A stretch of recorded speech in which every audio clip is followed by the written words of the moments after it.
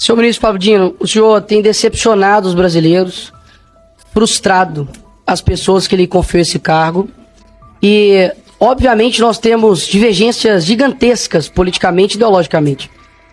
Mas eu não torço pelo teu fracasso. Afinal de contas, o teu fracasso significa, ou deveria significar, o sucesso do crime organizado, o sucesso da milícia, o sucesso do roubo, do furto, do assassinato.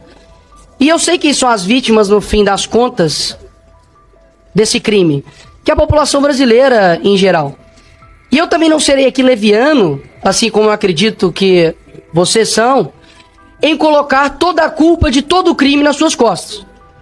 Até mesmo porque eu sei que vocês fazem isso com o seu opositor político. Diga-se de passagem, Jair Bolsonaro.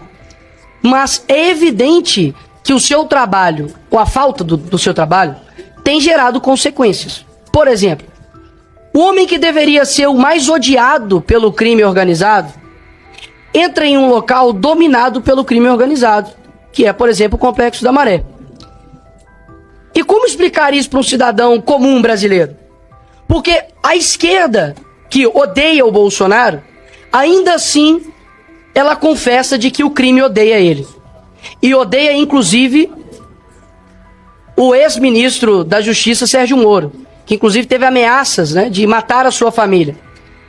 Pelo que me parece, o senhor não demonstra nenhum ofensivo potencial ao crime, nenhum risco a eles. Afinal de contas, quando você olha a sua contundência com relação ao dia 8, e de fato, quem errou tem que ser punido, mas um cidadão comum brasileiro, ele pesquisa lá as suas declarações, por exemplo, no Twitter, né? Uma mídia que o senhor gosta de falar, e gostaria que o senhor prestasse atenção, porque eu prestei atenção no senhor. Ouvir a verdade deve ser complicado, né, senhor ministro? Mas se puder parar meu tempo, que o ministro está incomodado com alguma coisa. Se puder parar meu tempo, por gentileza. Interrompe o tempo um minutinho. O ministro está dizendo aqui que está fugindo da pauta. Eu já expliquei aqui como que eu conduzo essa comissão. Só um minuto. O deputado é livre para falar o que quiser e o ministro responde o que quiser. O deputado pode falar sobre qualquer assunto. Então, deputado Nicolas. É a primeira vez que eu vejo um ministro sem medo de ir na maré, mas com medo de perguntas. Enfim. Voltando aqui ao tema, senhor ministro. O senhor é muito contundente com relação à baderna que ocorreu aqui no dia 8. Inclusive, diversas declarações, os chamando de terroristas. E o cidadão comum brasileiro verifica isso, por exemplo, no seu Twitter. Mas eu peço ao povo brasileiro que coloque lá PCC.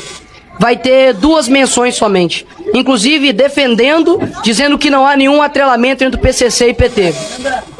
Quando você pesquisa lá Comando Vermelho, não há nenhum tipo de menção no seu Twitter sobre Comando Vermelho. E isso causa uma estranheza muito grande. Uma pessoa que tem uma contundência muito grande para ir para cima de baderneiros, que de fato acredito que são, mas não dá nenhum tipo de declaração contundente, como por exemplo o maior crime organizado que há no Brasil, que é o PCC. Nós vemos o tipo de foco do senhor, para mim é muito estranho, muito difícil de explicar, confesso.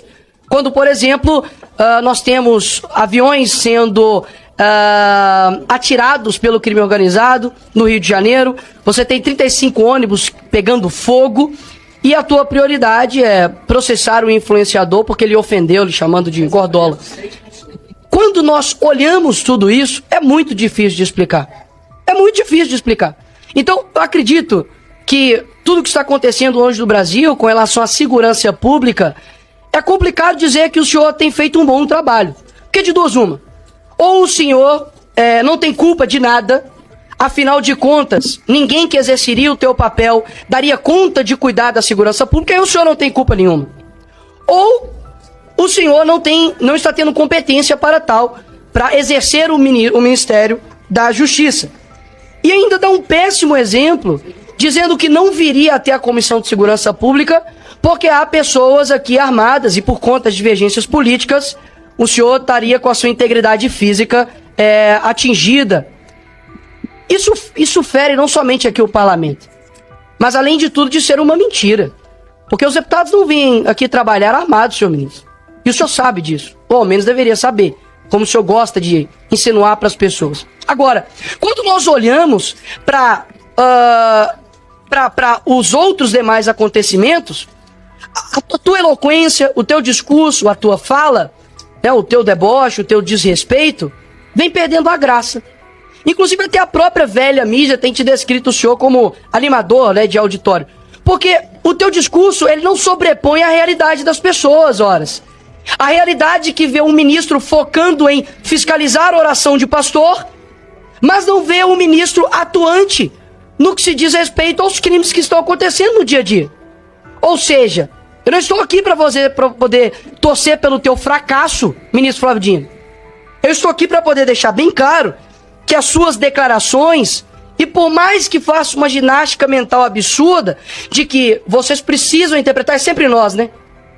É como se o ministro fosse um iluminado.